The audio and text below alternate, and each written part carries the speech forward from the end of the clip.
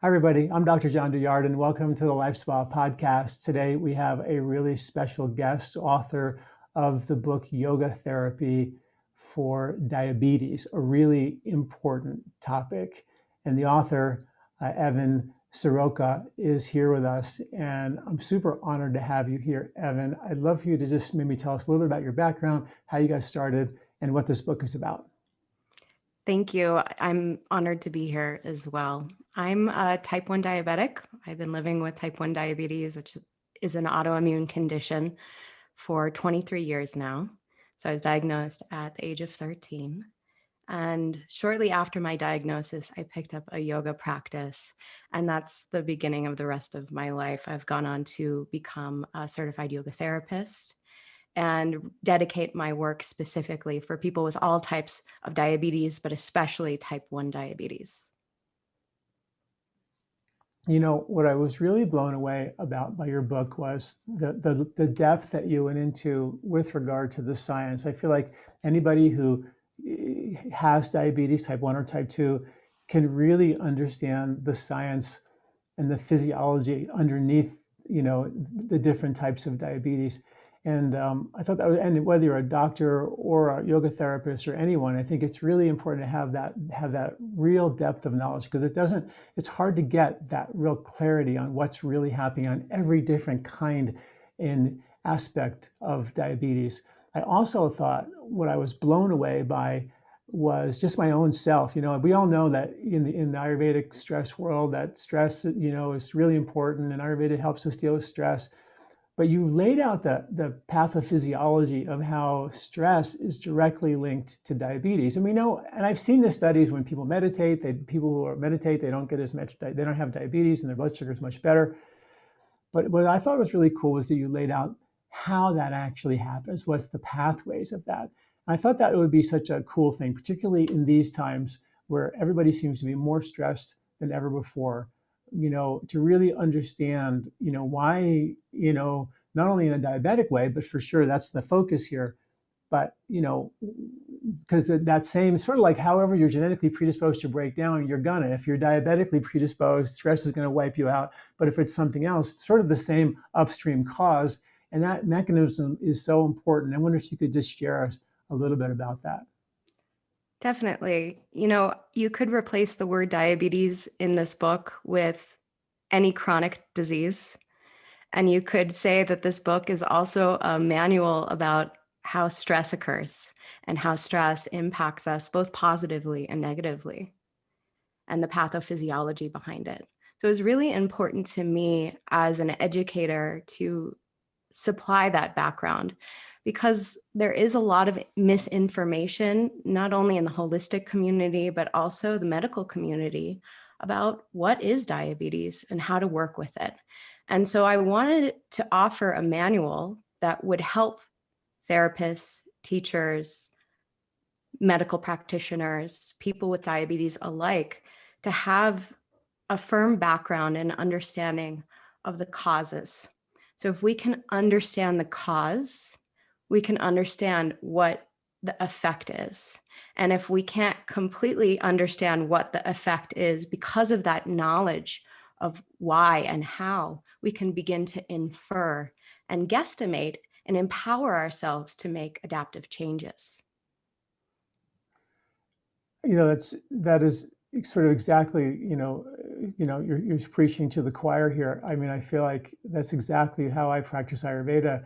Is I keep asking, and this is the interesting thing, is in Western medicine, the most brilliant minds that we have, they don't seem to want to ask that next question, like what is the upstream cause of this or that, and or Ayurveda, that's all we do. Is like, if you have, some condition, like you said, we can plug in a different condition. Now you got to ask, what's the storyboard of how the physiology broke down over time, particularly like in type 2 diabetes, but even in type 1, there's usually some, whether it be a virus or some event that triggered this. And I'd love for you to dive into the minutiae here a little bit and tell us, maybe start with type 1. Like, do we have any insight into what those triggers are for type 1? So it's something that I've been asking myself since I was diagnosed. I don't have a family history of type 1 diabetes. what caused this. And there's quite a bit of research out there trying to correlate the causative factors behind type 1 diabetes, but nothing is affirmative. We could look at stress. There are some things that corroborate stress with the onset of type 1 diabetes, as well as environmental factors, illness, virus, like you mentioned. These are all things that can potentially turn on the pathways. Certain environments, I mean, if you look at certain locations like Sweden and Sardinia, these places have skyrocketing numbers of people with type 1 diabetes comparative to other locations. And so we have to ask ourselves, why? Why is that? Is there some sort of environmental factor that's turning on these triggers to develop an autoimmune disease? That's incredible because Sardinia is one of the blue zones, where the people live to be also over 100 on a regular basis. So that Right. doesn't even yes, yeah. Talk But about for me, I was born late. I was like 2 or 3 weeks late. And the first 2 weeks of my life, I was in an incubation tank, not like an incubation tank, but whatever they put you in postnatal care. And I was pumped through it with antibiotics the first 2 weeks of my life. And I had chronic sinus infections as a child and was constantly on antibiotics. So that's the only link. There are some links with antibiotics and the development of type 1 diabetes. But for me personally, I can't pinpoint the why. Now it's really about how. How do we work with this? Because it's not going away. What's interesting is I wrote a lot. I've written a lot of articles about the lymphatic system, like in Ayurveda, it's rasa, and the rasa dhatu is the first major tissue that supports all the other tissues in the body, and how that's breaks down, then the whole chain breaks down. And rasa is lymph, and there's newly discovered lymphs in the brain, right? You've probably heard about the lymphatic system that drain like 3 pounds of plaque out of your head every year while you sleep, and they've linked congestion of those brain lymphatics now, and they only discovered them about 15 years ago, to anxiety, depression, cognitive decline, inflammation, infection, and autoimmune concerns. So there actually is a mechanism in the medical journals, not in medical practice yet, but that supports the idea that the body would sort of turn on itself because the master computer, which is trying to get rid of its trash to the tune of 3 pounds per year, can't do that. So the brain doesn't know how many fire trucks to send to the fire on Main Street. So it sends 1 or 100, and that's what an autoimmune reaction is. So obviously, this is theoretical, but it is something that there isn't really in medical science a mechanism to understand autoimmunity yet, but there are studies that show that does take place when the lymphatic system, which is newly discovered and newly researched, although Ayurveda had ways of cleaning the brain out using Nasya techniques for thousands of years. And they knew that all this lymph in the brain drains into the paranasal sinuses. So they use the sinuses as a tool to detoxify the brain, right? And I wonder if that's sort of like in your case, it does fit, but doesn't always fit, with everybody else. Everybody has their own story, right? Right. Everyone has their own story. But again, if we can look at all of these potential pathways, it gleans more wisdom into the potentiality of how we can begin to avoid the onset if you have the predisposition for autoimmune diseases genetically. And it's also true that, kids are really lymphy anyway. They're in the kapha time of their life, right? So if there was ever a time where they're going to get asthma, a lymph congestion, or sinus infections, or eczema, which is lymph through the skin, it's in my mind, that was where I would point if I was heading up a research team. I say that might be a good place to look, is check out the function of the brain, which they can do now with an MRI, and look and see if the brain lymphs are really draining very well. Kind of really, really fascinating. The other piece of that puzzle is going back to stress. Can you explain to us how stress actually does cause, predispose us to either type 1 or even type 2 diabetes? What's that mechanism? Absolutely. Well, the pathways for type 2 are more clear with stress. And so this is the pathway of many chronic diseases, but it's autonomic dysfunction. So it's a hyperactivation of the HPA axis as well as the sympathetic nervous system. And so the production of stress hormones like epinephrine and norepinephrine and cortisol, what their job is to do is to produce a counter-regulatory response to our blood sugars dropping. So the production of insulin is what drops our blood sugars or takes glucose out of our bloodstream and transports glucose into our cells, our muscle cells, for either storage or immediate use. But our counter-regulatory response to that in non-diabetic physiology is to produce stress hormones that help us harvest glycogen from our liver. So glucagon is the hormone that's produced, harvest glycogen from the liver, and that's what increases our blood sugar. So when we're under stress, whether that's an acute stressor or chronic stress, we have those stress hormones circulating, and what they do is they potentiate glucagon and they suppress insulin. So it can be a precursor for something known as insulin resistance. And insulin resistance in type 2 diabetes, although type 1s can also experience insulin resistance of the insulin that they inject into their body. It's called exogenous insulin. Type 2s produce their own insulin. And so that is the mechanism that underlies so much of what we know as prediabetes and then the progressive onset of type 2 diabetes.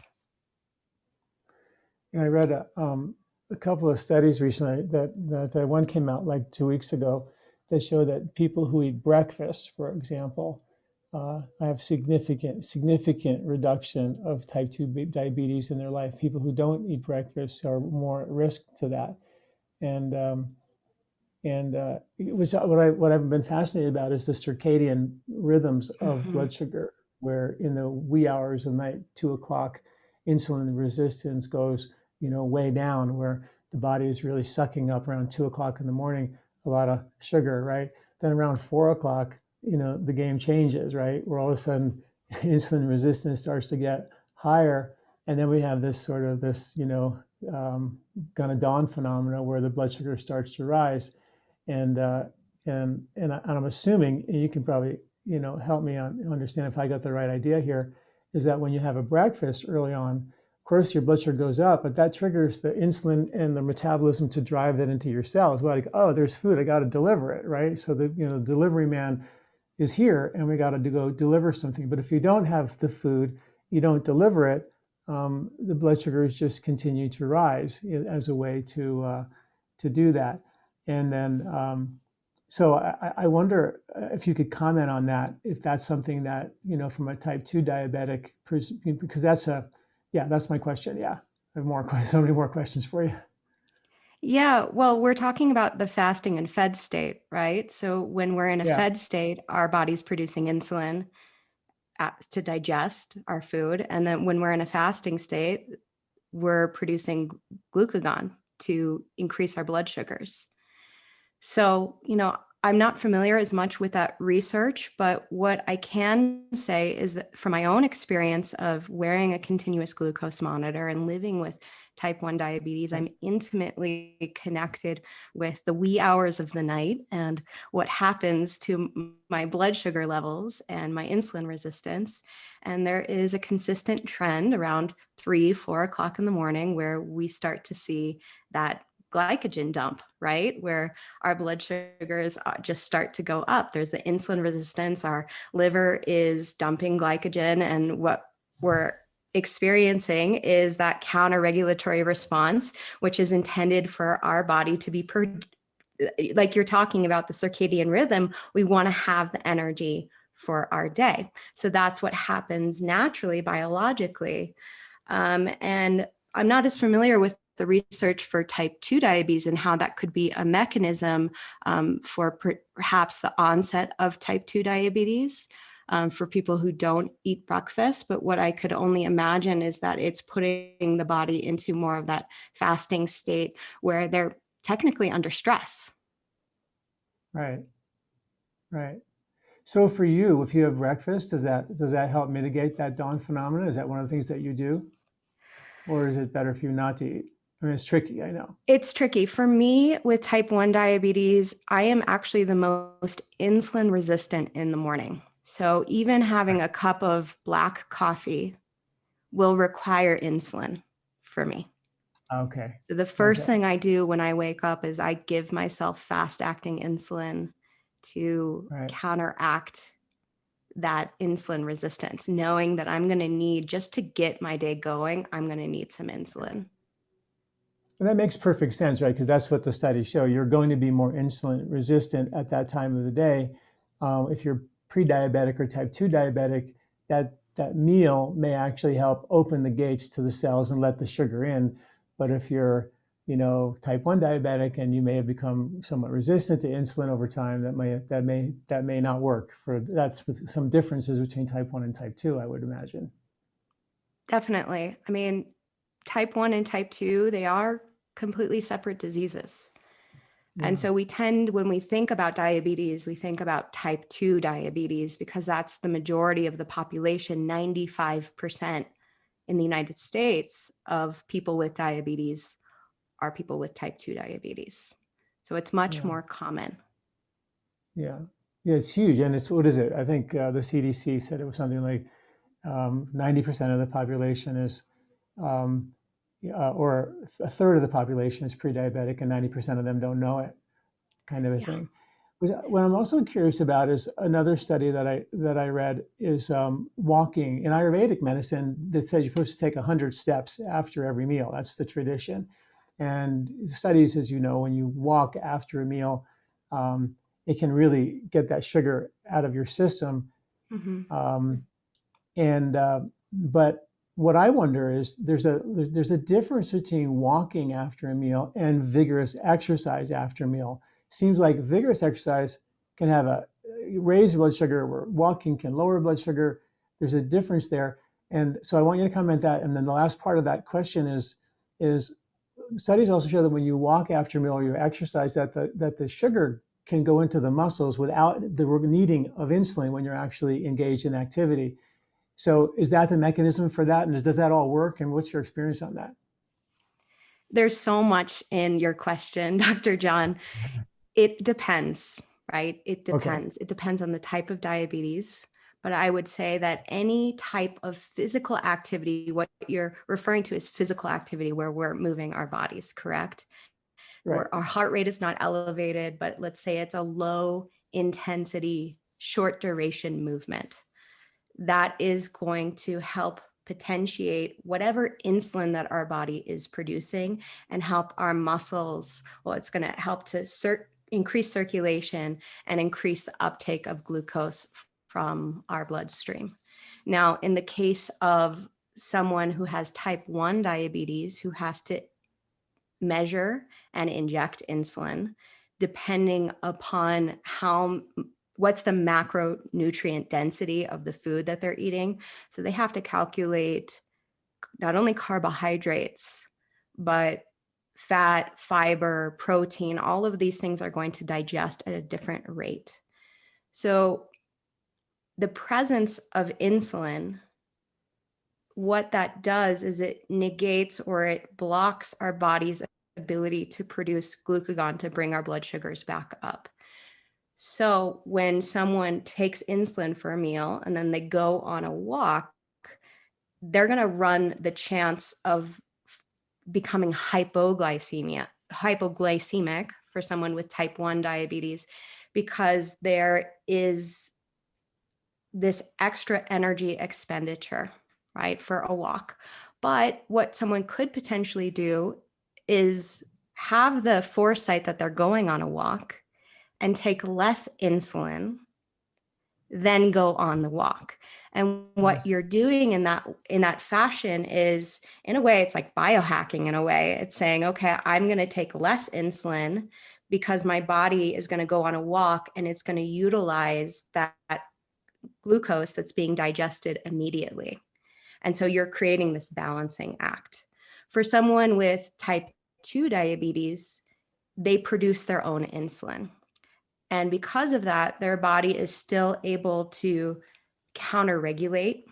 Not all type 2s can produce their sufficient insulin. Some have to take insulin, and that's when they might also experience hypoglycemia. But for someone who doesn't, let's say hypothetically, they go on a walk, what they're doing is supporting their body's digestion.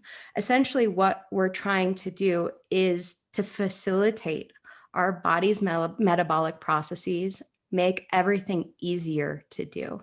The more complex our food, the harder it is for us to digest it. And so if we can go on a walk that's not exercise, not like cardiovascular exercise, it's easier for our body to manage that balance, that balancing act. Whereas if I were to increase my heart rate, I'm also increasing physical stress. And we just talked about stress prior to this, but stress can produce the same stress hormones. Physical stress is going to produce some of those same stress hormones. We're not going to be digesting our food, right? So you might have food in your belly, but you're not necessarily digesting it. Right. And so it becomes this kind of complex, it's a balancing act, but it's in a way, it's a guesstimation of, well, when am I going to start digesting it? Or how much energy am I expending? What kind of hormones are going to be produced? How is that going to affect my metabolism? And what can I actively choose to do to facilitate it, to make it easier so that I can achieve homeostasis? And we're talking about homeostasis of our blood sugar. So euglycemia, I can achieve that through my actions. Because essentially what we're doing with all types of diabetes is we're consciously creating the mechanisms that our biology is doing for us normally without the disease. We're using our minds to make that process happen. And so there's a lot of room for error. Yeah. Oh gosh. Yeah. I could see that. But so I always tell my patients that the most dangerous thing you could probably do is have a big old meal and sit down and watch a movie. Like just sit after a big meal. And I would imagine, and I guess with type 1 diabetes, the idea is just take as least amount of insulin as you can and keep the highs and lows as to a minimum, right? That's the number one goal. And I would imagine if you could take less insulin and go for a walk and hack that system, that would be ideal. And the same rule applies for type 2 diabetes. And if you if you were exercised really vigorously, either type 1, type 2, or pre-diabetes, or even healthy people, you're going to see your blood sugar numbers go up a little bit, right? If you go into vigorous exercise, because those stress hormones are going to deliver that fuel, right? Unless you've taken insulin, and that Right. no matter what you're doing is going to make you crash low if you exercise. Right. That's the Yeah. dangerous part. You have to be really careful. And that's where you're saying, maybe take a little less insulin and know exactly how much. You really have to, it's like a Rubik's Cube, trying to figure out how to keep that blood sugar stable throughout the day when you add food, which is just like explosion to your system, right? Because you never Yeah, really can tell exactly how much you're getting in terms of sugar. it's true. And you can never really tell exactly how long insulin is active in your system. They say short acting insulin lasts like 3 to 5 hours. And while that's active in your system, if you add any type of physical activity, it's going to potentiate that and increase your risk for dropping low. So when you're talking about this Rubik's Cube, I love that analogy because essentially that's what people are trying to do. And that's why the psychological burden of diabetes, both the physiological that we're talking about now, but also how that influences our psychological state and how stress is both this like thing that you're experiencing because of diabetes, because your blood sugars are fluctuating high and low, and it's something that you're feeling viscerally in your body, but also this psychological stress of trying to do the balancing act for yourself.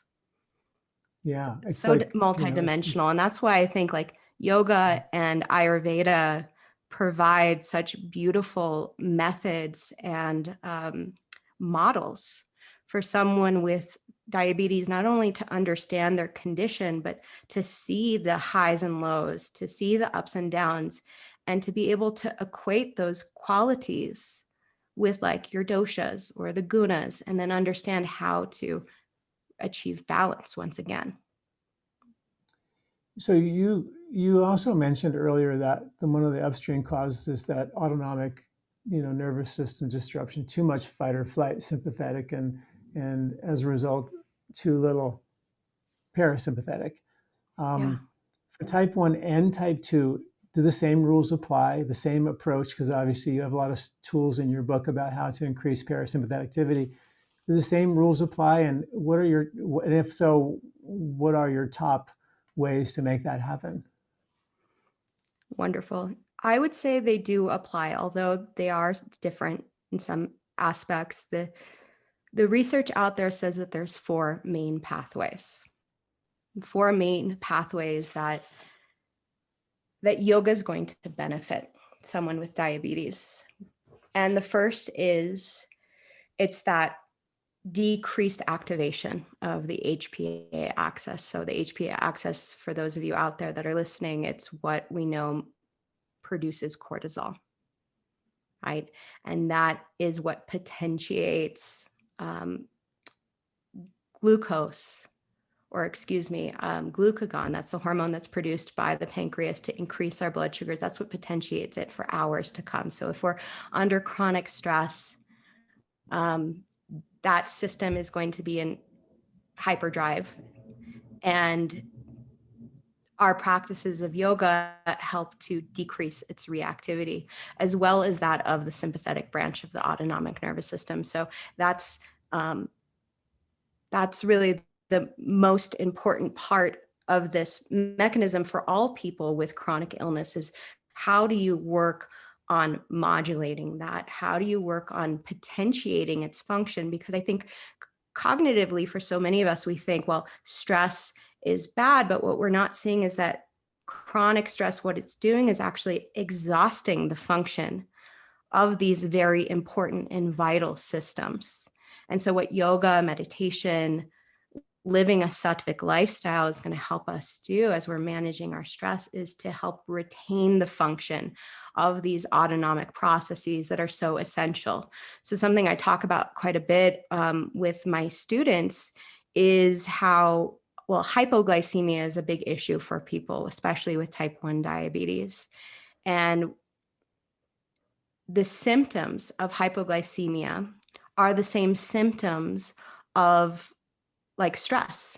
So epinephrine produces visceral sensations of like your heart beating faster, decreased circulation, you start to sweat, you start to feel anxiety, right? It's the same feeling. But when you've taxed your nervous system, we actually adapt to a new normal. And those same responses, those visceral sensations, they're no longer produced. And so it can become very dangerous for people because they're not sensitized. They lack that interoceptive awareness to sense that alarm clock, that initial alarm clock, and it can become quite dangerous. So yoga is a way for us to reduce that hyperactivity that's going to help us improve our heart rate variability, decrease inflammation, blood pressure, heart rate, all of these things that are so important for us to maintain this beautiful like orchestration of homeostasis. We need to be able to potentiate that. And that leads me into my second pathway, which is the increased activation of like vagal tone and the parasympathetic branch. So most of us are very familiar with these terms, especially like in the holistic world.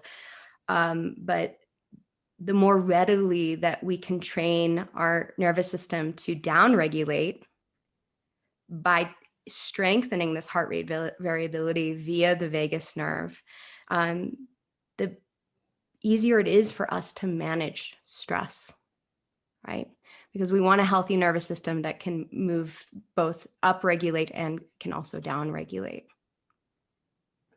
Yeah, it seems to me like, downregulating sympathetic is a little trickier, well, at least than upregulating parasympathetic activity. So I wonder, that might not be true. Obviously, you can kind of create a world where you're not stressed, but that's oftentimes a little challenging. Yeah. in this day and age. Yeah. Where there's definitely techniques, yoga, breathing, meditation, that are proven to increase your parasympathetic, vagal response, right? Yeah. So those techniques they're varied, but just the most simple pathway of doing that is lengthening your breath and Right. breathing in a way that's without tension. So we talk about abdominal diaphragmatic breathing, lengthening the exhale. There are so many techniques, we'll call them lunar techniques, that invoke the parasympathetic. So anything that's going to lengthen your exhale, as well as alternate nostril exhales, those kinds of things, they help to turn on the parasympathetic branch. I'm a huge proponent of yoga nidra Right. as a strategy, as both an intervention as well as prevention strategy, and meditation. So it's really teaching people that first they can recognize that something's awry, something's off balance. With that recognition and that awareness, provide them with the tools of what to do with it. So, what is a practice? What is a short, effective practice that one could do within, 15 minutes that's going to help them self-regulate? And so, any type of slow, conscious breathing without tension is going to be effective. And that's why we have yoga And asana, because it supports our breath. yeah, and in the book, Yoga Therapy for Diabetes, there's just sequence after sequence after sequence of yoga practices for different aspects of, type 1, type 2 diabetes, hypoglycemia, you name it. She's got really beautiful practices there. So I encourage you to pick up the book and look at that. From the perspective of the breath, which is a big love of mine, when you lengthen your breath, what's happening is you're giving the body more time to build up carbon dioxide, right? And Yeah. one of the things that happen that I talk a lot about is this, and this is what I would love for you to maybe demonstrate your slow breathing practice here in a sec. But what happens because we sit around a lot, our rib cage gets slouched forward, the rib cage jams into the diaphragm, sort of pushes the diaphragm into an already pre-contracted position, so it really can't contract fully. So you really can't fully open up the rib cage. And since the rib cage is, think of a balloon always wanting to exhale, squeezing the air out, your rib cage is always clamping down on your chest. So if you don't have the diaphragm isn't working fully to open that up, it just gets tighter, tighter, tighter. And the diaphragm is the number one pump for the lymphatic system of your whole body, particularly your belly. And so what ends up happening, we end up shallow over breathing oxygen in, and our oxygen levels, I think there was one study showed that 75% of the oxygen people breathe in, they breathe out unused, right? So it's just like, we're just jamming in oxygen we can't even come close to using. And as we keep breathing quickly, we breathe out all of our CO2. And in Ayurveda, as you know, the breath retention or the kumbhak on the exhalation was always used to calm people down because CO2 levels rise, and CO2 is a sedative molecule. And if you hold your breath on the inhale, it creates more oxygen, and it's for people who are really tired, needed to stimulate them. So what you're saying is something that a lot of our listeners are hopefully already tuned into, but I don't think they've applied that to their type 2 diabetes or their type 1 diabetes, the value of doing that. And in fact, taking it one step further into breath retention or kumbhak, when you actually start holding your breath, your CO2 level tolerance begins to build up, and that's what's called intermittent hypoxia in Western medicine. And that's been shown to boost stem cells and increase EPO, which is what Lance Armstrong got busted for, and nitric oxide, and even balance blood sugar and neuroplasticity. So it's sort of like, and you talk about in your book, calorie restriction as one of the tools. I'd like to talk about that next. But when you have a little bit less food and a little bit less air, get comfortable with a little bit of air hunger, you build your tolerance to CO2. So you build your tolerance to the stress. So you don't always hyper overreact to the stress, blow out your HPA system, and your sympathetic, system becomes dominant. And so how critically important it is to do exactly what you just said. When I was reading your book, I was like, oh, this is perfect. This is the first thing you say is you have to learn how to lengthen your breath. And that is so critical because most of us overbreathe. And it's really dangerous on so many levels. When you think about, you said replaced, your disease with this diabetes book. This is exactly I think one of the main things. We stink at breathing. We really do. And it's so critically important. So I wondered if you could comment on that, maybe share with us a technique to lengthen the exhale. Definitely. I'll comment on it first, and then I'll share a Yes, please. technique for lengthening the exhale. It's interesting. There is so much, let's just call it, it's like a dysfunction of the biomechanics of breathing for people. Not only are people mouth breathers, but I would say most often than not, what I see in my clients and students is an inability to exhale properly. And that might show up as strain in their inhale. And like you were mentioning, an inability to expand their thoracic cavity properly. It creates a lot of tension. But from my understanding, what it seems is that people do not understand the mechanisms of how to exhale properly, how to do it in a way that's functional. What we often see for people as they're exhaling is they just contract their rib cage, right? They're just contracting up in here. But what yoga teaches us to do is to use our abdominal muscles to initiate the exhale and it, in a way, unobstruct the breath. I mean, that's one of the definitions of pranayama, is the unobstruction of our breathing. So what I have people do is really work on their exhale initially. And so even if our goal is to help them build their energy back up, which would be perhaps more of what we call a Brahmana orientation with the inhales, it starts first with this Langana orientation of working with the exhale, learning how to exhale with ease and in a way that is without tension, right? How long can you make your exhale? And then even feel that comfort in the discomfort of the kumbhaka that you're referring to, that pause or the breath suspension after the exhale. And so there's a few ways that we can train this, but I would say that the easiest way that one could begin to train either side of their breath, but let's say the exhale specifically, is through something called a krama breath. And krama means steps. So what I'll guide you through is it's a we'll start with a 2-step, and then maybe if we have time, we'll do a 3-step breath. And what you're doing is applying these segments of breath. So let's say, for hypothetically, your exhale is 6 seconds. That's more or less like where studies show, like if you can make your breath 6 counts, that's where you start to see this benefit in your autonomic nervous system. Let's say each segment, we're going to divide it into 2, would be 3 counts. So you would exhale for 3 counts from your abdomen. Then you would pause for 3 counts. Then you would exhale another 3 counts, and then pause in that breath suspension for 3 counts.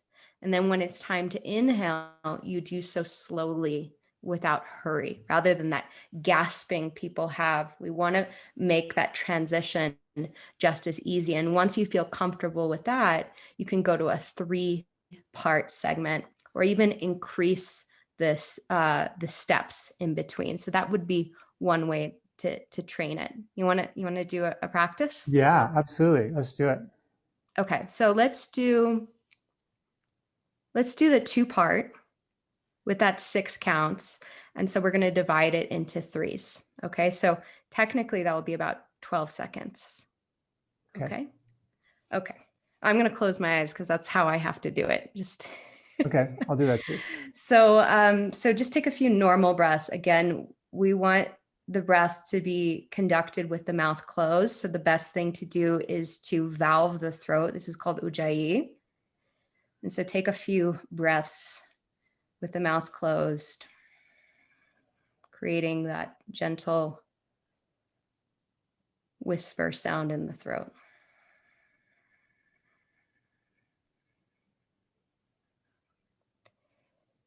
And on the inhale, you might experience that your chest, rib cage, and abdomen gently expand. On the exhale, observe the navel drawing in towards the spine so that the exhale begins in the belly. So just take a few breaths like this, familiarizing yourself with your breath.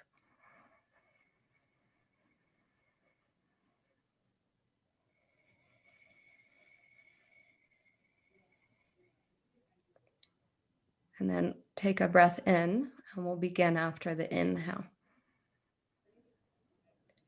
Exhale 3 counts by drawing your navel in. Pause for 3 counts.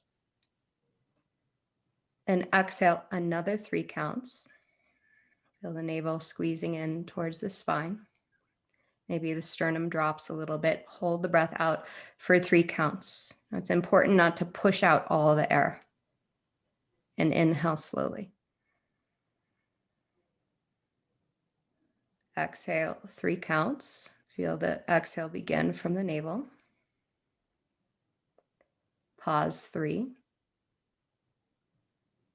Exhale another 3.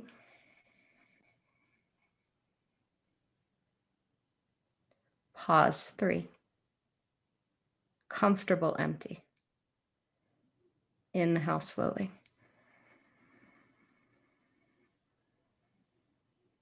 Let's do one more round like that. Exhale for 3 counts. It's about half of the breath, and pause.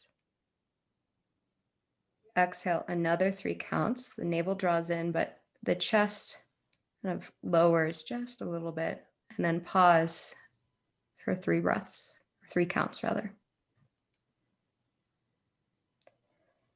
And inhale slowly. Take a normal breath out.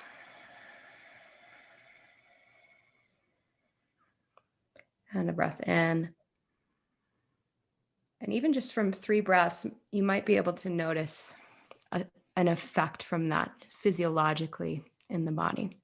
So one can begin to train that as part of their pranayama practice, starting with something that's comfortable and then working your way up as you become more comfortable with a greater threshold.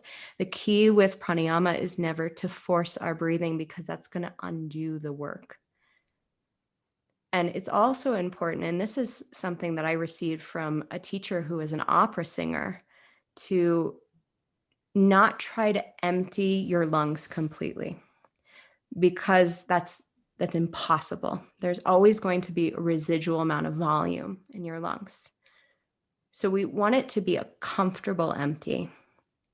And that's what's going to allow both the body, our physiology, and also the mind to relax into the process.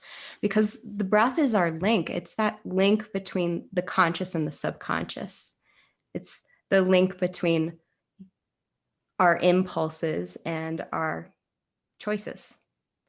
And so this is our ability, as we're in the midst of stress, whether that's diabetes or life, diabetes is life, to have more consciousness in our choices, to be more in control. And so whether it is that we're training here with our autonomic responses, and it's shown that, training your breath, slow breathing it's going to help improve autonomic function with diabetes, but it's also going to greatly help to reduce our risk for cardiovascular disease. And we haven't talked about this yet, but most people with diabetes, they're not going to die of diabetes. It's cardiovascular disease. Explain that. Explain that? Well, the risk of hyperglycemia. This is the risk of a life, even with relatively good glycemic control. Diabetes is a vascular disease. And so hyperglycemia, excess glucose in your bloodstream, it damages your blood vessels. And so we Right. can... Through glycation, right? That's the mechanism for that. Can you explain to folks what that means, and maybe talk about the A1C and how they can kind of keep an eye on what that glycation looks like? So A1C is the average of your blood sugar levels, your glucose levels over 3 months.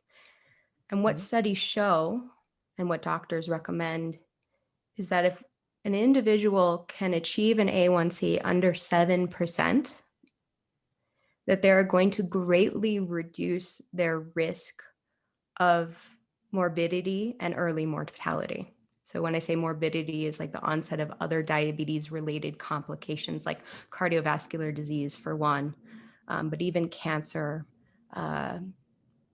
Alzheimer's disease is another one. There's so many connections, right?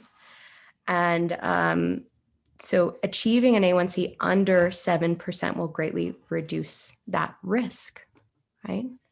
But anything higher than that is going to increase your risk, especially for heart disease. And so it's one of the things that, as someone with diabetes, what we need to be consciously considering at all times is what our glycemic levels are. However, I think the challenge for so many people, and this is something that I want to get into a little bit further, should we have time, is adhering to those guidelines because they're behavioral. Let's do that. And what I love about the A1C test is it's actually a measure of your glycation. They actually take a slide and they measure how many of your hemoglobin molecules are stuck to a protein molecule, which means glycation. And the glycation is the smoking gun for all the degenerative conditions that you talked about, Alzheimer's and cognitive decline and vascular issues. So they measure on the slide and they look, oh, there's out of 100, there's 5 that are glycated. That's 5%. And they measure the actual. So what your actual, which is really cool about, which I love that test, even though they extrapolate and say it's your average over 3 months, which is kind of really interesting. But what I really love about it, it's measuring actually how much you're glycating, which is the smoking gun for the degenerative concerns. So if you can keep that glycation number down, you're not, your blood sugars could be whatever in the morning, after meals. They usually go together, but at least you're keeping, like you said, that number under 7. You're really protecting your whole body from this particular damage, which is why I love that. I love that test for that reason, because it makes sense. A lot of people don't know that that's what's actually happening. So it's a really good indicator. And you can buy a A1C test, online for $5, $10 or something to kind of get a quick look at what that number looks like. But yeah, and by the way, thank you for that breathing. I didn't say that was really, really amazing. And I think that, as we do that, and as you lengthen the breath like that, you can feel the whole, what happens. And when I wrote my first book, Body, Mind, and Sport, which is about nose breathing versus mouth breathing, we did research on how that nose breathing creates a brainwave coherence and alpha in the brain and accesses more parasympathetic activation. And one of the things it's called an abdominal diaphragmatic cardiac massage. So when you're exhaling, you're using your abdomen, which pushes up onto your diaphragm, which activates the vagal response and triggers the body's vagal response. So it's a diaphragmatic abdominal diaphragmatic cardiac massage is what's actually happening. Flips your brain into an alpha state. And I guarantee you, if I had an oximeter reading on my finger, you would see that just by doing your technique, you would go into the blood sugar, the oxygen in your blood because you're holding your breath a little bit more, the CO2 level would dump all that into your tissues, and it would absolutely dump your tissue. So you have all this oxygenation in your tissues, which does the repair, but your oxygen in your blood would start to go down, and you go from like 98% oxygen saturation to like in the 80s. And when you're in the 80s for short periods of time, that's the intermittent hypoxia, which is just as powerful in terms of Nobel Prize winning science and all the repair. So like you said, we're hacking into the body's repair chemistry, which is just such a beautiful, absolutely simple way that you did that just then, all of a sudden, without even really feeling like you're holding your breath, maybe a little bit of air hunger, but you just know where your limit is. You stay in comfort, because if you go into discomfort, that's fight or flight. You just, like you said, completely undermine the whole effect, because as soon as you go into a strain or push your body, that's the opposite nervous system we're engaging, which is kind of really interesting. So thank you for that. I just wanted to help people understand the value of what they just learned and make sure you practice that, because it's a simple thing you can do in your car while you're waiting to pick up your kids from soccer practice. I mean, it's, super easy. That said, you talked about behavior, and I'd also like to talk about that. And I'd like to also, talk about the idea of fasting and what you know about for type 1 and type 2. Does it help? Does it not help? So let's dive into that. I could talk to you all day long about all this stuff too. I could talk to you all day long too. You're brilliant mind. One of my main teachers is Rod Stryker, and he just says that you're one of the most fun people to talk to. So he was absolutely right about that. So behavior, look, here's the deal. We were just talking about 7%. 7%, it's not normal blood sugars. However, that's what's going to greatly reduce our risk. But half, if not less, I think it's only a third of type 1s and about half of diagnosed type 2s actually achieve that. Only half. And that's the statistic for the United States. And that statistic. What's causing that? What's causing that? So that's the question. And that's kind of what I was proposing in my book. It's like, look, the advent of technology in the last 20 years for diabetes it's been incredible. Since I've been diabetic in the last 23 years, my insulin pump has changed. I now wear something called a continuous glucose monitor that reads my blood sugars in real time. So I have like a graph and a metric, and that's a closed loop system, which is talking to my insulin pump, and it's telling my insulin pump what to do. It's like I'm completely bionic. And the technology for type 2 diabetes as well has vastly improved, but this stat has not. So what the question remains is, well, why? Why is it that despite all these technological advances, are people still not achieving this very important metric? And so I ask, well, it's psychological, it's behavioral. What diabetes is that is so different, I think, than other diseases where, you take a pill or you go to the doctor and then, you're supposed to just go on with your life, is that diabetes impacts every dimension of a person. And so from what they're putting into their body to the impressions that they're taking in from their environment, the people that they spend time with, their stress levels, their relationship with the illness itself, all of these things are impacting self-care. And how do we, as holistic practitioners, help individuals awaken not only to that vested interest in taking care of themselves, but to help them switch that part of their mind that sees self-care and diabetes management as a chore to something that is an act of self-love.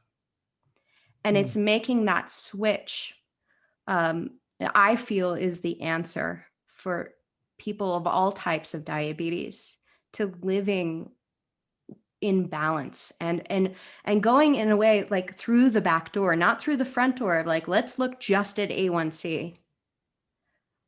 How can we go through the back door and make this through this act of like living with it and caring and being actually kind of excited about the science experiment of learning like how different foods affect us, how different exercise impacts us, and developing this intimate relationship with not only diabetes, but with ourselves.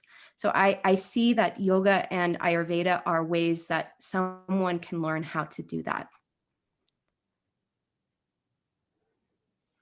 Reminds me of kind of a hormetic effect, where you become comfortable with the what would be normally uncomfortable. Yeah. If it doesn't kill you, makes you stronger is what it means. But that's at the extreme level. But having this, falling in love with the process of this by actually realizing, and loving yourself in this through is sort of reminding me of this effect where you have a response to, you have the ability to control your response to the stimuli. Your normal stimulation is, oh, my diabetes is bad, and therefore the stress levels rise, right? You go into a cold shower, you're like, I'm freezing, and you're already freezing and shivering before you get into the cold shower, or you eat high spicy food or whatever. But if you can realize that there's the stimulus, and then there's your response to the stimulus, which is under your control, and there's a space there, it's sort of like the space between your response to that stimuli. It's sort of like the space between the breath that you just talked about. It gives you a time to be in a place where you're in a non-thinking space, where that consciousness can expand. And Ayurveda is all about these gaps and these spaces, these sandhi, where the space between the seasons, the space between the breath, the space between the words, and the space between your reaction to the stimuli.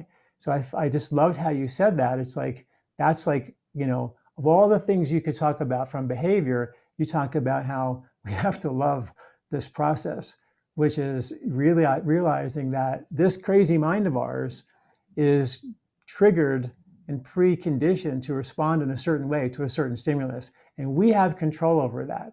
And I wonder how much, is that what you're talking about? And how much, if so, how much does that have an effect on the outcome? That's exactly what I'm talking about. I think it can greatly have an effect on the outcome. Just from my own experience working with people, I see that transformation in their relationship with it, that perception change of threat to non-threat, right? That's that space where one, if we're training our nervous system regularly to downregulate, we're doing our breathing practices, we're taking care of ourselves, we're eating well, we're eating food that is easy to digest, we're helping our blood sugars stay in better control.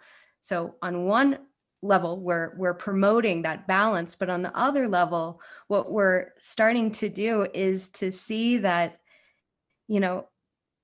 this constant bombardment of requirements, of disappointments, of the highs and lows, that we can do everything that we think we can, but ultimately at the end of the day, it might not always be enough. How can our practice support this longevity of self-care and transform this from being a burden to, wow, actually, I have diabetes, and because of that, I'm actually healthier than most people because of it. The silver lining. It's a silver lining. Yeah, definitely. So you wanted to talk about fasting. Well, I want to ask one before you go there. Yeah. You mentioned easy to digest food a couple of times. Yeah. And you didn't talk a lot about, I thought that was quite a feat for you to talk about, have a whole book on diabetes and not really talk about food. I thought that was quite, which tells me how much you have to say about yoga, breathing, Ayurveda, meditation and everything, how important those things are. And as you said, for another book down the road, which I think you should write. I would love to see that. But you mentioned easy to digest food. So give us the broad brush on what that means. Okay.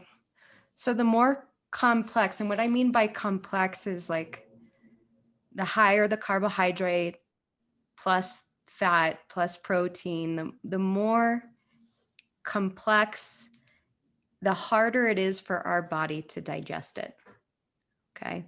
So for me with type 1 diabetes, for instance, what I'm trying to do is actually eat balanced food that is going to require the least amount of energy for my body to digest it. Because if I'm eating something with a lot of carbohydrates, for instance, and like unrefined carbohydrates, or excuse me, refined carbohydrates, I'm getting them confused in my mind here, but like white flour versus whole wheat flour. And then I add a whole bunch of fat to that. The rate of my digestion is going to be so slow. And I'm not going to be able to take insulin in a way that I can have the foresight to determine when my body's going to digest that food. I'm going to have a higher risk of either ending up high or ending up low after the fact. And it's taxing my body. So if I can eat foods that are fresh, that are easy to digest, like so they're cooked with warming spices. For type 1 diabetes, as I'm sure you understand, it's a vata condition, right? So it's easily aggravated. If the foods that I have help to reduce some of that vata and help support my internal fire, that Agni, to digest it, it helps me support this process that I'm already trying to conduct with my mind, that my body normally would do biologically without any thought. So I hope that answers your question, but what we're just trying to do is optimize our digestion. Don't eat a lot of food, and don't eat it all at night. Like you said, like the worst thing you can do is have a big meal and then just sit on the couch. Right.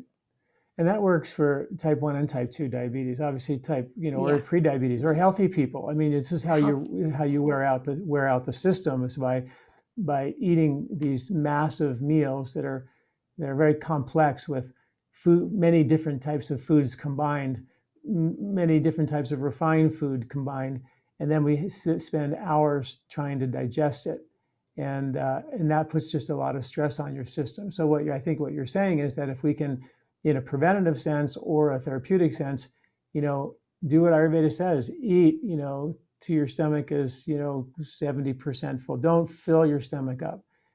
Take time and relax and eat your food. Eat whole foods, preferably, excuse me, in season, right?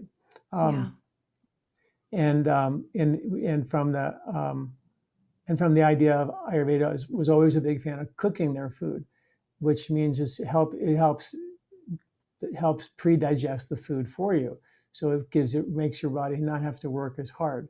And when you're looking at longevity, which Ayurveda was really all about longevity, because the goal of Ayurveda wasn't just to live a long life. It was that you need to live a long life to figure out how to, understand this crazy mind and free yourself from all of its needs and attachments and all the things that we think we need to be happy and satisfied, right? So we need to live long before we get wise, and then we can finally get content. That's the reason why I think Ayurveda was all about longevity. It wasn't like, some mark on your belt buckle that you end up living long. That's not the point. The point is being healthy, so you can have I always think of this body as an instrument. That Ayurveda, that is a subtle energy perceiving instrument, more able to perceive subtle energy. And I think I watched some of your YouTubes and videos, and I think you totally know what I'm talking about, because I can tell that you are so into the subtle energy of it. And I think people should really go to your website, watch your videos, and really learn from you, because understanding and it's something I have to continue to remind myself, to kind of slow it down and, become and perceive the subtle, because that's where all the magic happens. In Ayurveda, I think their mantra is, the more subtle it is, the more powerful it is. You know what I mean? Does that make sense? Yeah, it does. So it does when you've been shown it, right? To see the subtle requires practice, and it requires guidance, because it's so hard to see. Yeah, and I think that's why you're such a brilliant teacher, because I really feel like you totally connect on that level, which not everybody does. Maybe it's your kapha nature, which is so peaceful. And if everybody's watching this interview, whatever we call it, you can tell that Evan's whole demeanor is super peaceful and super calm. I get like super excited and like talk too fast all the time, but that's a really, like, I always talk about pulling back the bow and being calm, and then taking that calm with you into activity. And I think that you've really modeled that behavior in such a beautiful way. So I really appreciate that. And I think that's, as I watch your videos, that's how you teach as well. So it's not always common to see that, and I'm sure that's why you're so successful, and going to be more successful, not just for the diabetic world, but for anyone who wants to understand what Ayurveda yoga is really about. It's about really refining this instrument, this body, to perceive the subtle, because that's how we're wired. That's what we're here to be able to do. But yeah, let's talk about fasting and calorie restriction, and how does that apply here? Fasting is really helpful. It's really helpful. It's something that, as a person with type 1 diabetes, I try to do a fasting day, a full day, like at least once a month. Actually, I was introduced to you. The first thing I read about you was years ago. A young woman had written an article with type 1 diabetes. I don't know if you recall it. And she had done a panchakarma with you. Oh yeah, in Yoga Journal, I think it was written up. Yeah. Yeah. And it was the first time I had heard about panchakarma. And I know I'm kind of like going in a completely different direction, but it got me thinking about that. And how she was saying that she couldn't eat any fat during the time. And that like lit up this thing in my head that fat was part of the issue. I know I'm going in a completely different direction with this, Okay, but good. that's kind of like where my diet has led me to achieve the best blood glucose levels of my life, is limiting fat. And then doing these times, yeah, limiting fat, not like crazy, but going towards the lower fat, which might be the opposite of what a lot of people out there hear with diabetes, that, you should actually be low carb. But I've found that by taking time of like even that 13-hour window, I'm not a huge intermittent faster, but I try for around like 12 to 13 hours to optimize my body. Yeah, to just let it digest the food, because my digestion is so slow anyways, as it is being kapha, but also, 23 years of diabetes, there's some autonomic damage to my digestion. Just it's slow. So reducing fat and having those times of fast, at least on a daily, but if not like a full day of going just liquid once a month, is very, very helpful for optimizing my digestion and my metabolism. And back to the fat thing, I've been able to reduce the amount of insulin that I take just by reducing the amount of fat I'm eating. So that's mind-boggling to me, that by reducing your fat, you stabilize your blood sugar. Because as you said, everybody's thinking the opposite. You get rid of the carbs and eat fat, become ketogenic, and you stabilize your blood sugar, which also works. It also does work. Help me understand that more.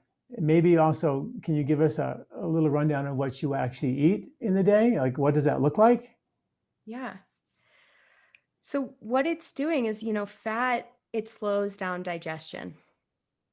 And it can also increase insulin resistance, because what's happening and this is something I need to research more, so I don't know if I have the right language for it, but the triglycerides in a way are like blocking the insulin receptors.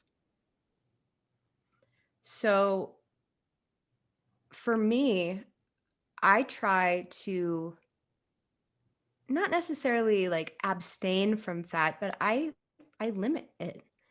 I'm conscious about how much fat I'm eating. I eat whole foods. I eat grains. Morning, I start with oatmeal, but not just like your typical oatmeal. It's like got some coconut in there, so a little bit of fat. It's got groats. It's got chia seeds, so something that's going to take time for my body to digest. It's not going to like create a huge spike in my blood sugars, a postprandial spike, which is the spike that you have after you're eating or after you've eaten a meal during digestion. So it kind of slows that down.